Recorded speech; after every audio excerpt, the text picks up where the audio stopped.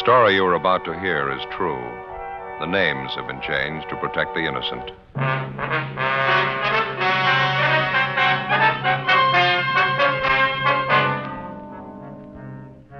You're a detective sergeant. You're assigned a homicide detail. An attractive blonde secretary is found beaten to death in a downtown office building. You've only one lead to start with, a length of steel pipe wrapped in heavy paper. There's no trace of the killer. Your job? Get him.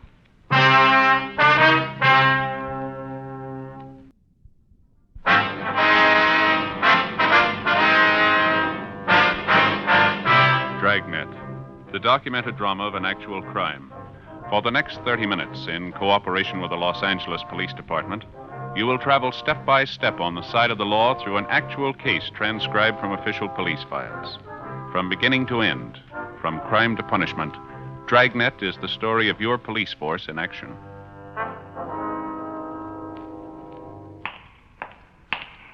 It was Wednesday, September 28th. It was hot in Los Angeles. We were working the night watch out of homicide detail. My partner's Ben Romero. The boss is Thad Brown, chief of detectives. My name's Friday.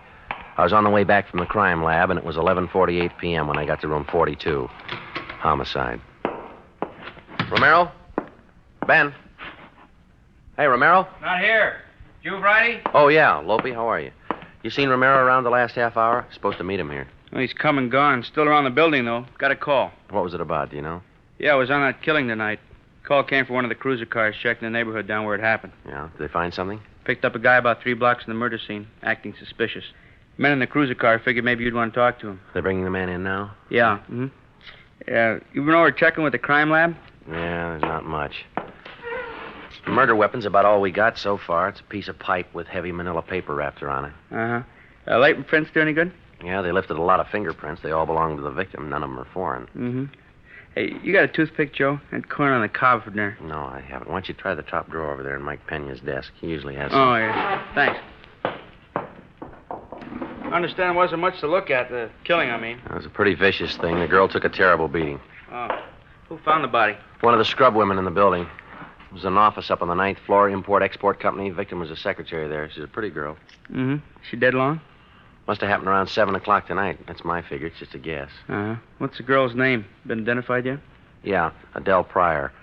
Her boss is out of town. She was working in the office alone. There was no one suspicious seen entering or leaving the office around the time of the murder. There's no one we know of, anyway. Mm-hmm.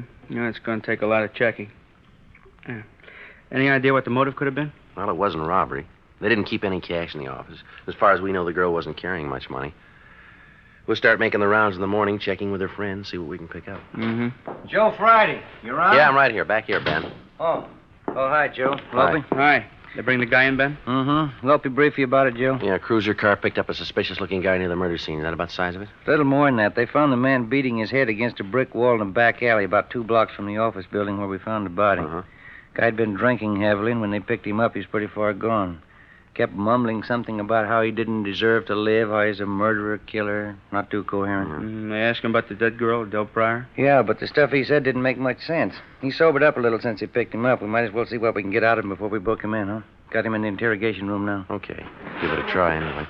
Any calls come in, you know where to find us, Lopey. Yeah, sure. Right, Joe. Thanks a lot. Did you check with the crime lab, Joe? Yeah, about all we're sure of is the murder weapon. No prints, no other physical evidence. Maybe it won't matter. Got half an idea we might have the killer now. The guy they picked up?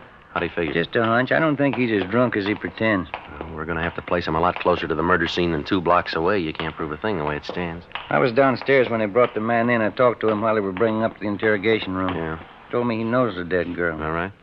Said he was with her an hour before she died.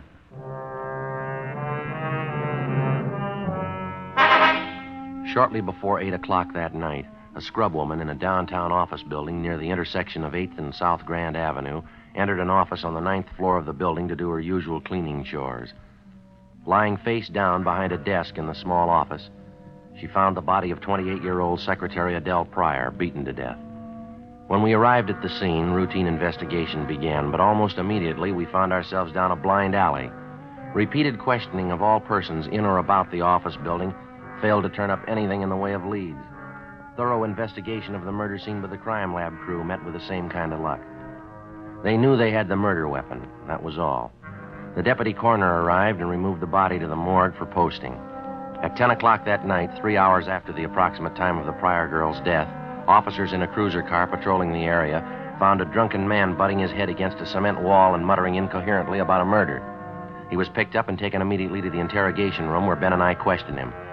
We'd talked to him a full hour before he began to make sense. He gave his name as Robert French, age 34, an unemployed electrical engineer. While we questioned him, 2 men from homicide were sent to check the hotel room where French told us he was staying. I don't know. I guess I had 3 or 4 drinks at Dusty's place, and I went down the street to the Blue Canary, had some more drinks there. I don't remember what happened after that. I wasn't feeling so good. You say you were drinking at Dusty's place around 7 p.m., is that right, Frank? Suppose so. I wasn't watching the clock. I guess it was around 7. Well, did you talk to anybody while you were in the bar? No, just the bartender. His name's Sarge. I don't know his last name. He'll tell you I was there. What time was it when you got to Dusty's place, French? I couldn't tell you for sure. About 6:30 maybe. Sarge could probably tell you, the bartender. When you were coming up in the elevator, you told us you knew Adele Pryor. Yeah, I knew her. Used to work for her husband. Her ex-husband, I mean. They've been divorced 7, 8 years now. Mm-hmm. You said you saw Adele Pryor in her office late this afternoon, French. What was the reason for the visit? I borrowed a couple of dollars from her. She was always pretty good that way. Nice kid. Don't know why anybody'd want to kill her like that. Well, how about the show that you were putting on out in the street tonight, French? Beating your head against that wall? What was that all about? Drunk. Really drunk. Felt so low I wanted to kill myself.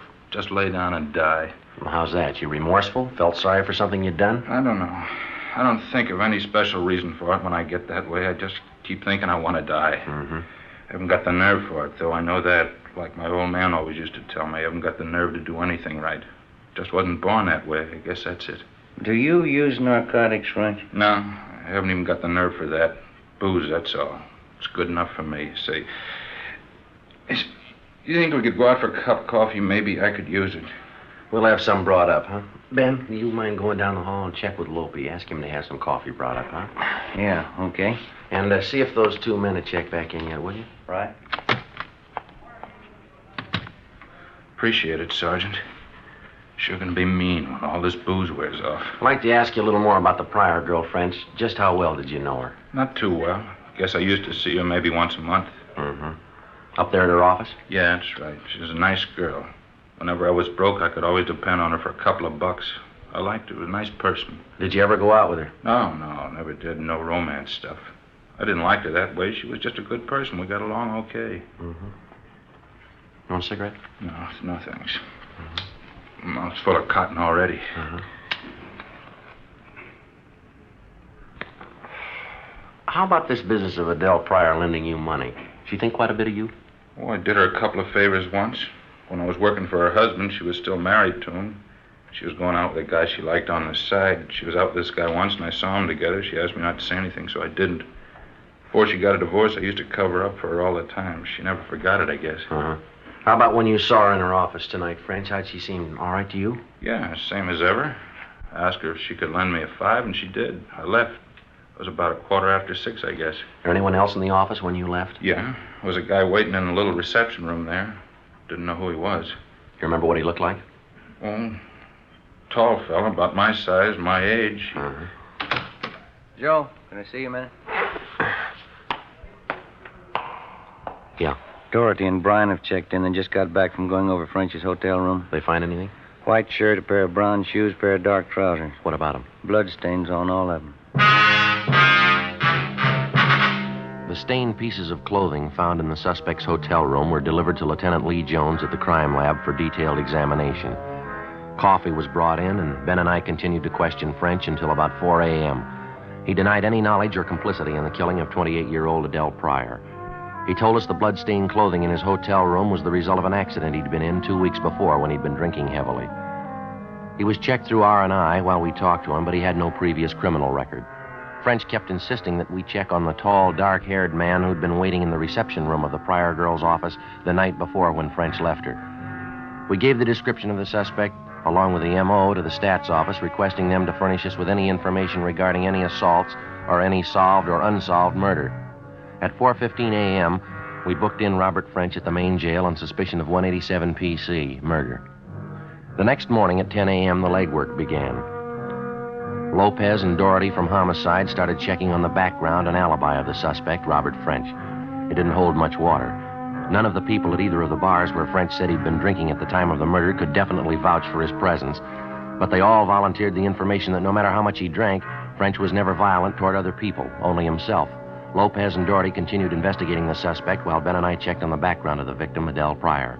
At 8:25 p.m., we got back to the office. Hi. Been waiting for you two. Loping, you and Doherty do any good? Nothing to celebrate over. Long day, tired feet. What'd you find out, Lopey? Anything new at all? Oh, maybe French is our man. Can't prove it by me. Every place we checked, everybody we talked to, same answer. Yeah?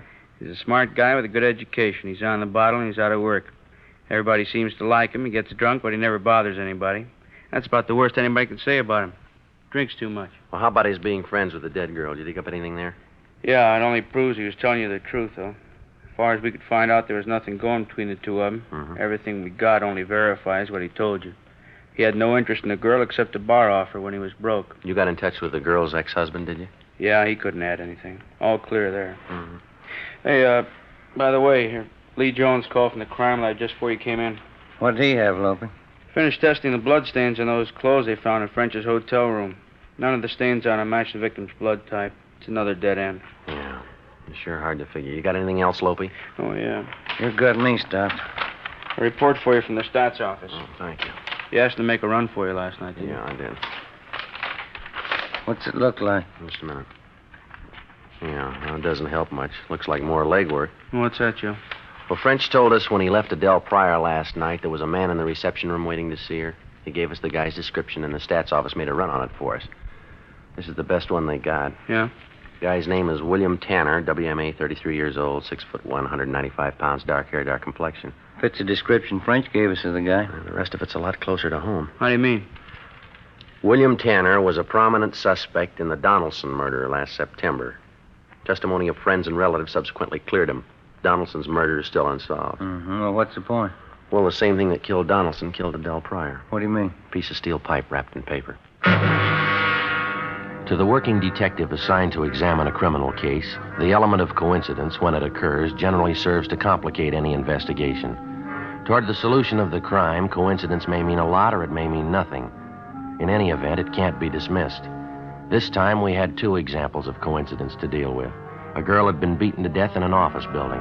Within 2 blocks of the murder scene, we found a man fairly well acquainted with the victim who admitted seeing the girl within an hour of her death. Primary investigation uncovered some facts which tended to incriminate the man, some facts which tended to prove him innocent. Was his presence in the immediate neighborhood of the killing only coincidental, or was he there at the particular time for the purpose of murder? We didn't know. By the same token, a man by the name of William Tanner was suspected 1 year before of beating an elderly woman to death with an identical murder weapon, a length of steel pipe wrapped in paper. This same person, William Tanner, matched the description of a man reportedly seen entering Adele Pryor's office shortly before she was murdered. Tanner also had a criminal record of 1 conviction for assault. Maybe it was a lead, maybe it was nothing. It had to be checked out. We showed Tanner's mugshot to our first murder suspect, Robert French, but he failed to identify it. We went to William Tanner's last known address, but he'd moved. We checked with his next of kin, his brother, Martin Tanner. He was with the city fire department. We found him on duty at the neighborhood fire station on Norwich Avenue. No, I'm afraid not, Sergeant. I haven't seen my brother Bill in 3 weeks now. If he's not at his apartment, I couldn't tell you where to find him. We tried the last address we had on him. He wasn't there. 8625 Norman Road. Oh, no. He moved out of there 6-7 months ago. I got his new address in my locker. I can give it to you if you want. We'd appreciate it, yeah. Okay, back this way and then upstairs. All right. What's it about, Sergeant? My brother in some kind of trouble again, I guess, huh? Oh, it's just a routine check. You sound like you almost expect your brother to be in trouble, Tanner. Well, to tell you the truth, I guess I do. I don't know what... Excuse me a minute. No, it's not our call. Well, how would you mean that, Tanner? What's happened to your brother? Well, to tell you the truth, I don't know. Bill and I used to live together with our mother. Ma died about 2 years ago. I don't think Bill ever really got over it. He was a lot closer to Ma than I was. I see. After she died, he drank quite a bit for a while, then he tried women, lots of them. After that, he turned to religion. We thought that'd help. It would have, too. Except that he's an odd guy. He even finds ways of distorting the Bible. I guess he's still pretty religious. He goes to all the revivals, the tent meetings, all that kind of thing. Uh-huh. Do you know any of his women friends? Yeah, I do. 2 or 3 of them. How about the name Adele Pryor? That mean anything to you? Would she be kind of a pretty girl, blonde hair, nice clothes? Yeah, that's right. Have you met her, Tanner? Yeah, Bill had me meet her once. He seemed to like her quite a bit. Why? Was he pretty serious about her, or would you know that? Yeah, he was serious about her, all right. He told me that. I don't think it worked both ways, though. Looked to me like she was playing the field. Bill took it way too serious. How do you mean? Well, they went together steady for a while, and then they broke it up. She did, I mean. Mm-hmm. How'd your brother take that? Not so good. I remember the night about a month ago. Never saw Bill like that before. Real bad shape. He wasn't drinking either. Is that so? Never saw Bill like that in my life. Like what, Tanner? Off his head. He could have gone out and killed the girl. Before we left the fire station, we got William Tanner's new address from his brother, Martin. It was the same address as that of the murdered girl, Adele Pryor, an apartment house close by the intersection of Wilshire and La Brea. Tanner's apartment was on the 3rd floor, just down the hall from the Pryor girl's apartment. But Tanner wasn't there. The apartment manager told us he'd moved out the night before without leaving a forwarding address. Ben put in a call to the suspect's place of business, an industrial chemical company, where Tanner was employed as assistant office manager. What was the reason, sir? Oh, I see, uh-huh. Yeah, well, all right, thanks very much. We'll be checking with you later. Bye. What'd they say? Tanner left yesterday, quit without giving any notice. Told him he had a better job lined up. Where? South America.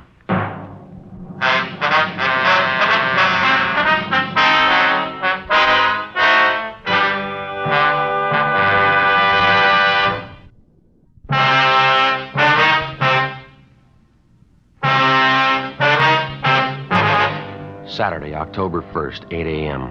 We got out a broadcast and an APB on murder suspect William Tanner. We checked with the local U.S. State Department office, but they had no record of granting a passport recently to a William Tanner to travel in a South American country. We talked to the various consulates in the city representing South American nations, but none of them had issued a visa to a William Tanner recently or anyone answering his description. Together with Brian and Lopez from Homicide, Ben and I continued the search for the missing suspect. The deeper we checked into his background, the more we became convinced that mentally, Tanner was far from normal. Most of the people who knew the suspect told us the same story his brother had given us. In recent months, Tanner had taken strongly to religion. He attended revival meetings and similar religious exercises every night in the week. He talked nothing but repentance. He quoted the scriptures constantly. He adopted the habit of carrying a Bible with him wherever he went, reading from it aloud every chance he got. He kept urging his friends to join him in being saved. On Monday, October 3rd, we began a check of the various revival halls. On Wednesday, October 5th, we found him. He was attending a gospel revival in a meeting hall in the south end of the city. He told us he had a room in a small hotel directly above the meeting hall, but he seemed reluctant to take us up there. While Lopez and Brian got a pass key from the manager and went up to check the room, Ben and I questioned Tanner downstairs in the lobby of the meeting hall. I'm sorry to hear about Adele. What happened to her? It's a terrible thing, isn't it? Yes, sir. We understand you knew Adele Pryor fairly well, Mr. Tanner. Is that correct? Yes, that's correct. I liked her quite a bit at one time. We used to see a lot of each other. I was engaged to her, you know. Well, how is it you never married, Tanner? Did she break off the engagement? No, I was lucky. I found out in time. I broke off with her. Well, how do you mean you found out in time? What'd you find out? I found the truth, Sergeant, the everlasting word. For know this and understand, that no unclean person or covetous one has any inheritance in the kingdom of Christ and God. For these have given themselves up in despair to sensuality, greedily practicing every kind of uncleanness. Do not then become partakers with them. That's the everlasting word, Sergeant, the Holy Book. Yes, sir. I'm not quite sure I follow you. Open your eyes and ears to the everlasting word, and you will know and understand all things. It's very simple, officer. I don't want to say anything uncharitable about her. Adele wasn't for me. I'm glad I found out in time, that's all. Mm-hmm. When's the last time you saw her, Tanner? Do you remember? No, I don't, not exactly. I think I saw her a week or so before it happened, before they found her dead. Where was that you saw her? How's that? I say, where was it the last time you saw her? On the street. It was downtown somewhere. I passed her on the street. You used to live in the same apartment house she did, isn't that right? Just down the hall from her? Yes, sir, I did. Why? And for a full week, you didn't happen to see the Pryor girl around the apartment building at all? No, that's right. When I broke off with Adele, that was it. I had no reason to see her anymore. Well, it's not too clear, Tanner. It doesn't jibe with what we've been told about you and the Pryor girl. Well, the lies, of course. I suppose you know that. Adele was a beautiful girl, very beautiful. A lot of men she knew were jealous of her. Well, the way we understand it, Tanner, you never did break off with Miss Pryor. You were going around with her, and you were seen with her right up to the day of her death. Well, that's certainly a lie, and I can prove that. As soon as I found out about Adele, that was weeks before she was killed, as soon as I found out, that was the end. I broke off with her right away. I'd like to know what you're referring to, Tanner. You found out what? Adele, she was one of those. Huh? I'm sorry, she was. A sinner. I almost went out of my mind when I found out. She knew it was wrong. She must have known. It was right there in the book for anybody to read. Do not let sin reign in your mortal body so that you obey its lusts. Now, look, Tanner, what are you trying to tell us? It was terrible. She sinned all the time. She committed terrible sins. Will you come into this side room over here? I can tell you all about her. I'd just as soon not talk about it here. Sure, go ahead. In here. All right. Uh-huh. Just one question before you get started, Tanner. Yes? Did you ever visit Adele Pryor at her place of business downtown at her office? No, I never did. Why? Did you visit Adele Pryor at her office the day she was killed? The Lord is my witness, Sergeant. I have nothing to fear. Why should you ask me that question? We have a report that you were seen going into the office less than an hour before the Pryor girl was murdered. I'd like to have you clarify that for us, if you would. Certainly. It's a lie. You're sure you weren't in that office with her just before she died? Well, let me tell you about her sins. There was never anything as evil as this, Sergeant. Is that right? Yes, it was a terrible shock. I liked Adele. I think I loved her. We'd been going out for 2 months. Sometimes I'd take her here so that she could learn about the everlasting word, so that she could know about the terrible sins some people commit. Oh, drinking and parties and carryings on. Things no one should do, especially girls like Adele. Beautiful girl. How can you be sure she was doing anything wrong, Tanner? Do you have any real proof of that? Everything, Sergeant, I knew. Just knowing that she was sinning against the Lord. Did you know any of the other men she went out with? They were sinful, I knew that. They only liked Adele because she was beautiful. Did you know any of the men, Tanner? Did you know for a fact that there was anything wrong? I knew everything, Sergeant. She was a beautiful girl, and I thought she was a woman of the Lord, and I wanted her for my wife. But she gave in to sin. Now, I guess that's her business, Tanner, how she lived. We're trying to find out how she died. Well, just let me tell you about it. I'd lie there in the dark in my room upstairs, and I'd wait to hear her come in down the hall. It was always late. 2 and 3 o'clock in the morning, I'd hear her come in. You still haven't told us, Tanner. What about the men she went out with, this Pryor girl? Slaves of the devil, every one of them. I thought I'd go out of my mind. All right, now, come on. You want to tell us, mister? How about it? Is that what made you do it? No, wait a minute. You don't want to wait to listen. You say made me do it. Made me do what? I think you know what we mean, Tanner. You want to tell us now? It's a terrible thing. All this sin around us. It's a grave thing. The whole world. There is not one just man. There is none who understands. There's none who seeks after God. There is none who does good. No, not even one. Their throat is an open sepulchre. With their tongues they have dealt deceitfully. The venom of asps is beneath their lips. Their mouth is full of cursing and bitterness. Destruction and misery are in their ways, and the path of peace they have not known. There's no fear of God before their eyes. No fear of God. Well, yes, sir. We'd still like an answer to our question. Maybe we could talk a little better downtown. The wisdom and the knowledge is here and now. I knew Adele and her terrible sins. They had to be paid for. Adele had to pay for every one of them. You want to get to the point, mister. Now, what is it? What are you trying to tell us? The grace of our Lord Jesus Christ and the charity of God and the fellowship of the Holy Spirit be with you all. Amen. So she sinned and so she died. Yeah. In the name of God and in the name of our Lord. Amen. I killed her.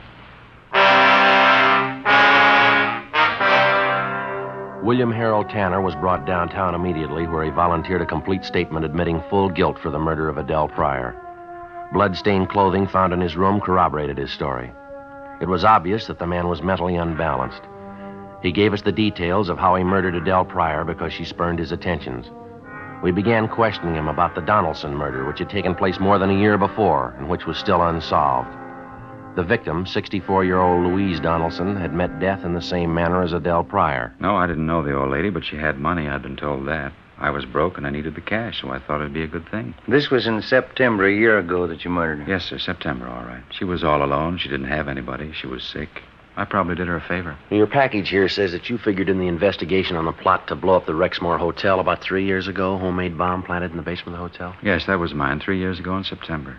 You never could have traced it. Too bad the bomb didn't go off. I hated those hotel people. Is that right? What was the matter? I worked at that hotel once, you know. Worked hard, too. One Saturday, they held up my paycheck. I didn't get it till next Tuesday. Never forgot that. September. September. Now, what's that got to do with it? I don't know, really. September's always been the time, that's all. I work into some kind of trouble. Last 4 years, every September. I don't know what it is. Seems to be the best time to get rid of them. Yeah, September. It's always September. Mm-hmm. I didn't really want to kill Adele. There wasn't anything else I could do. She was a sinner. Yeah. Drinking, running around. She committed sins all the time. Worst kind of sins. Terrible. Let me tell you, maybe you better check the book, Tanner. You're way ahead of her. What do you mean? What kind of sin's worse than murder?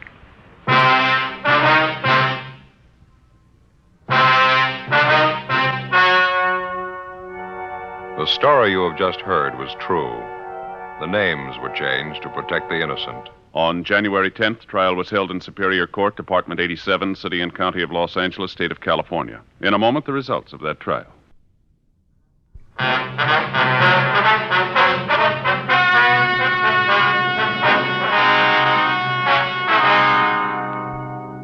Further investigation proved beyond a doubt that William Tanner, besides murdering Adele Pryor, had also taken the life of 64-year-old Louise Donaldson the year before, and that he was responsible for the attempted bombing of the Rexmore Hotel the year before that. After examination by 3 psychiatrists appointed by the state, the suspect was found to be sane at the time of the murders. Tanner was convicted of first-degree murder and received the death penalty. He was executed in the lethal gas chamber at the state penitentiary, San Quentin, California.